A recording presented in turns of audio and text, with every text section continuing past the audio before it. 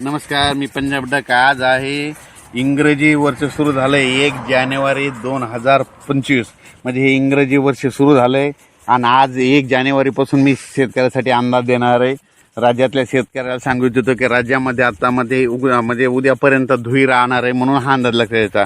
पण राज्यातल्या शेतकऱ्याला सांगतो की आता 10 दिवस तीव्र थंडीची लाट येणार आहे, म्हणून हा अंदाज लक्षात द्यायचा.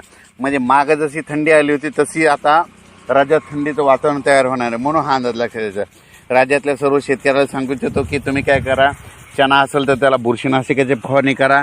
उन्हाळी कांदा लागवड करायची असली तर ती सुरू करा. कांदे काढणं चालू करायचे असेल काढा, कारण की राज्यामध्ये आता काही पाऊस येणार नाही. तुरी देखील आता काय करा, या 10 दिवसापर्यंत काढून घ्या. सध्या काही 10 दिवस काही आता पाऊस येणार नाही, त्याच्यामुळे काही चिंता करायची गरज नाही. म्हणून तूर देखील काढून घ्या, कारण की शेतकऱ्याच्या तुरी देखील आल्या आहेत, म्हणून हे देखील लक्षात घ्यायचं. आणि राज्यातल्या सर्व शेतकऱ्याला सांगू इच्छितो की राज्यामध्ये आता 10 जानेवारीपर्यंत हवामान कोरडं राहणार आहे, थंडी राहणार आहे, चांगली थंडी वाढत जाणार. उद्यापासून आणखीन थंडी वाढत जाणार आहे.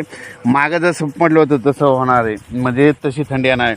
आणि परत एक माहिती असं म्हणून सांगतो की कालचं जे धुकं जे पडलं होतं, म्हणजे जसं दिल्ली हिमाचल प्रदेश त्या भागामध्ये कसं धुकं असतं, हरियाणामध्ये जसं धुकं असतं 10 फुटावरलं दिसत नाही, त्याच्यावरून एक संकेत मिळू लागलेत की तुम्हाला सांगतो भविष्यात देखील, म्हणजे आणखीन भविष्यात देखील आपल्या महाराष्ट्रामध्ये देखील कधी कधी बर्फ पडू शकतो. म्हणजे हे अंदाज म्हणून तुम्हाला सांगलो, कारण की तिकडला अभ्यास केल्याच्यानंतर तिकडं हरियाणामध्ये गेल्याच्यानंतर एक गोष्ट लक्षात आली की आपल्या इकडं सुद्धा भविष्यामध्ये बर्फ इतकी थंडी वाढत जाईल भविष्यामध्ये आणखीन.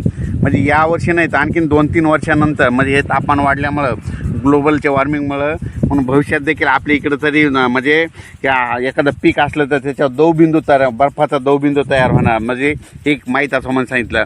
म्हणजे निपाड झालं, त्याच्यानंतर महाबळेश्वर झालं, या ठिकाणी भविष्यामध्ये बर्फाचा अशी एक लेअर येऊ शकते, म्हणजे थर येऊ शकतो भविष्यामध्ये. हे एक माहीत असं म्हणून सांगतो.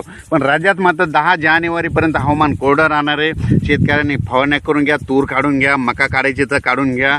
पाऊस काय येणार नाही, कांदा लागवड सुरू करा. अचानक वातावरण बदल झालं तर लगेच उद्या 2 जानेवारीला एक मेसेज देणार आहे. आणि हे पाहू शकता आपला अचानक आहे, त्याला पाणी चालू आहे, म्हणजे फुलांमधून घाट्यात रूपांतर होत आहे, म्हणून हे देखील पाणी चालू आहे. धन्यवाद.